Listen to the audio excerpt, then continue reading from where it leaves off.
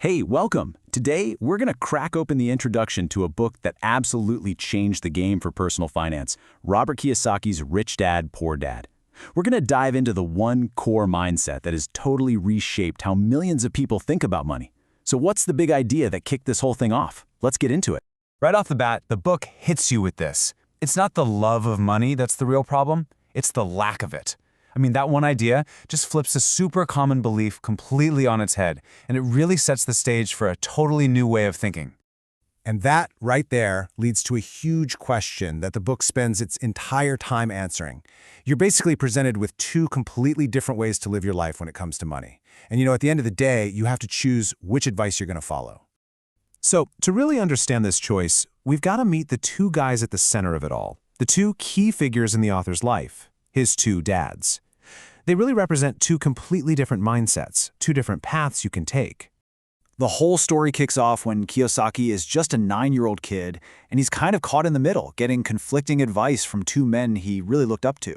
And this wasn't just, some theoretical debate. These were real-life lessons from two very different mentors who were going to shape his entire future. Look at this. The contrast between these two guys is it's wild. On one side, you have his poor dad, that's his actual biological father, a super educated guy, PhD and all, with a stable government job who was all about job security. Then, on the other side, you have rich dad, his best friend's father.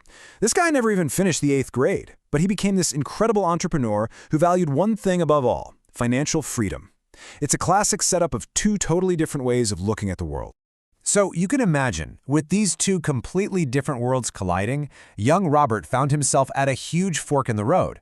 He was basically forced to make a choice about which path he was going to follow himself. And this is where the conflict gets really juicy. Poor Dad's philosophy was, the love of money is the root of all evil. But Rich Dad, he said, no, the lack of money is the root of all evil. Poor Dad's advice was, study hard so you can find a good company to work for. Rich Dad's advice? Study hard so you can find a good company to buy. Think about that for a second. That tiny one-word change, from work for to buy, it changes everything.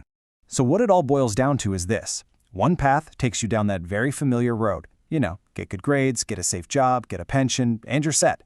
The other path? It's all about learning about money, about financial literacy, and building assets that make money for you. Two completely different destinations. Now, according to Rich Dad, that first path, the traditional one that's all about job security, well, it usually leads people straight into a trap. And he had a name for it, the rat race. So, what on earth is the rat race? Well, the rat race isn't about your salary or your job title. It's a pattern, right? A cycle that's run by two of the most powerful emotions we have as humans, fear and greed. Okay, so here's how it plays out. First up, you've got fear. The fear of not having money makes you get a job and work really hard. Then, boom, you get your paycheck, and greed kind of takes over. You start thinking about all the cool stuff you can buy. So you spend that money, which just leads to more bills. That brings the fear right back, which means you have to work even harder, and the whole cycle just repeats itself. And that's the perfect picture for it, right? A hamster wheel. You're just running and running in this constant loop. Wake up, go to work, pay the bills, and do it all over again the next day, without ever really getting anywhere. This is the exact trap that Rich Dad was so passionate about helping people avoid. Okay, so if this trap is so common, how in the world do you break out of it? Well, Rich Dad's answer was boiled down to a single, really powerful lesson, one that can completely change your entire financial life. And this, right here, this is the core idea of the whole book. It's the one thing that truly separates the wealthy from, well, pretty much everyone else when it comes to how they handle their money. And here it is, the big one. The poor and the middle class work for money. The rich have money work for them. The goal isn't just about earning a bigger paycheck. It's about completely flipping the script on how money flows through your life. And this is what that looks like. It's not about working harder and harder, running faster on that hamster wheel. The real goal is to get off the wheel entirely by building assets. Things that put money into your pocket whether you show up to a job or not. That's how you make money start working for you. So after laying all this out, the book kind of turns the tables on us, the readers.